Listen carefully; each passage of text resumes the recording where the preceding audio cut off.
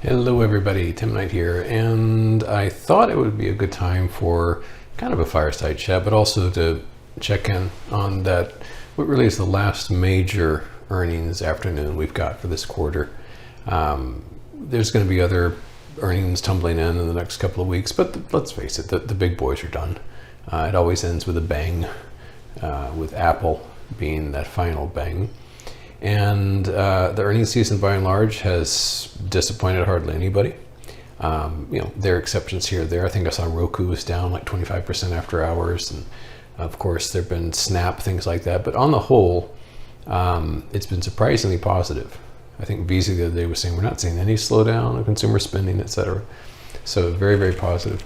But the reason I thought a fireside chat, Sans Fireside, would be appropriate was because we are at what could be the tail end of a massive counter-trend rally.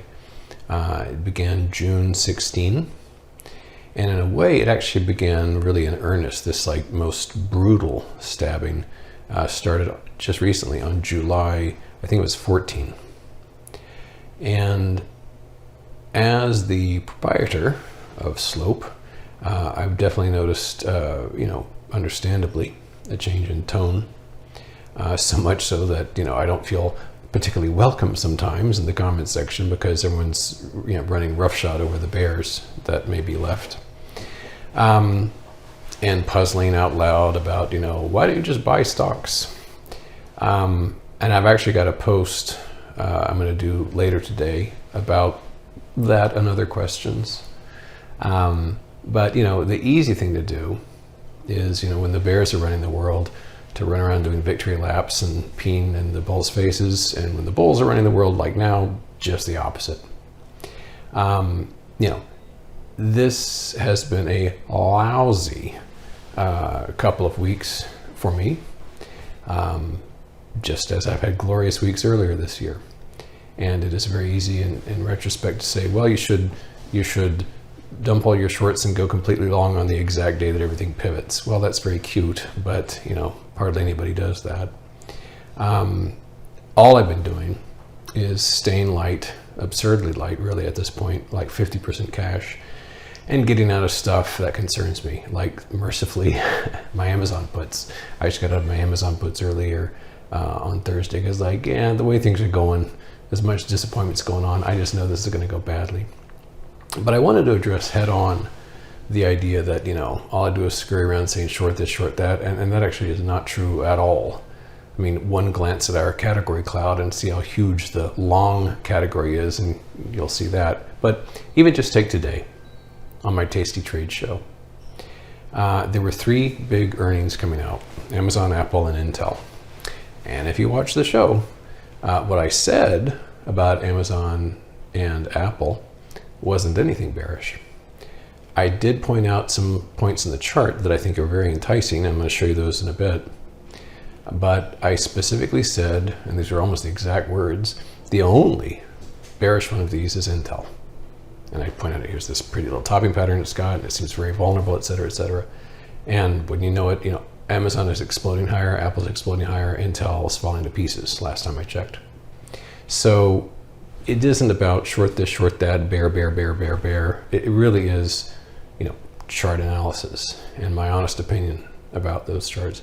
And bull, bear, or otherwise, you need to think of Slope as it's a toolkit. And, it's like, here's a hammer. I've tried to create a really good hammer. Hey, you carpenters, I hope this serves you well. Now, if I happen to make cabinets, and you happen to make shelves, and you hate cabinets, well, okay, but the tool's still useful to us both. And so just to get that across. But let's look at some charts together, because I'm recording this about, what time is it? Like an hour after the close thereabouts. And I just wanted to look at some things. Now, here's the NQ, the 4 hour, no, this is a 1 hour bars. And you can see how explosive this move higher has been since the 14th of July. Thousands of points. And it is just being padded right now by Amazon and Apple. Let's look what's going on there. So let's look at Apple. and we'll go to the 1 minute on this, and you can see that we had this nice, it's not explosive, but it's a nice move higher. And I'm going to show you in slope charts what I think is an important level on Apple in a moment. The really big move, the double-digit % move, was Amazon, which is just roaring higher. And likewise, I'll show you on the daily chart a very interesting level on that I think may be very germane for tomorrow, Friday. Now, as I said on the Taste Trade show, the only bearish thing I said was about Intel. Hey, what do you know? Look at that. Down it goes. No position, but I do have some other semiconductors. But my portfolio is just teeny weeny right now. 20 positions. Just minuscule. Because I'm not a masochist. There's only so much abuse I like to take. And I've been trimming back because this has been painful. Now, I'm sure I'm ahead of some very 90-something % of traders around the country still, even through all this, but let's just say I'm well off the highs. It's like that to say on CNBC. And it hurts. Yeah, it's no fun. But there's still plenty of year left, isn't there? So let me show you a couple of those slope charts I was talking about, and we'll just talk about each of these three. Regarding Apple, and this, by the way, and we've made a huge improvement to our data feed like an hour ago, which I'm very excited about. But this incorporates the after hours action. And you'll see on the Taste Trade show, because I'm not making this up in retrospect, I made a big point about this trend line. And what I said was, see if it tags the underbelly of that trend line. Well, we are on our way. We're getting awfully close. How enticing a shorting opportunity that may be.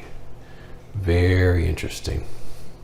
As far as Amazon goes, and I think this is even cooler. You know me and gaps. I love my gaps. This is the gap.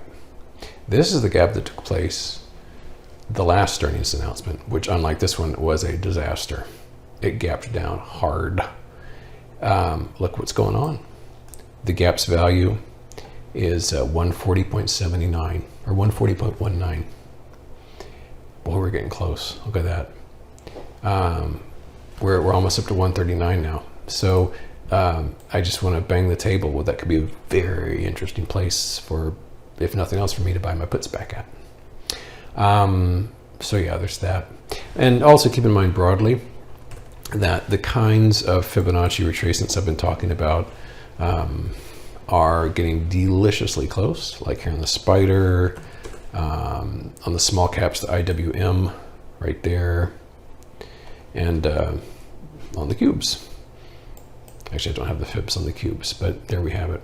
So anyway, just in closing, even though I was not in any of these three, I do think my prognostications on Tasty Trade were pretty accurate, and I think that should make for an interesting opportunity on Friday.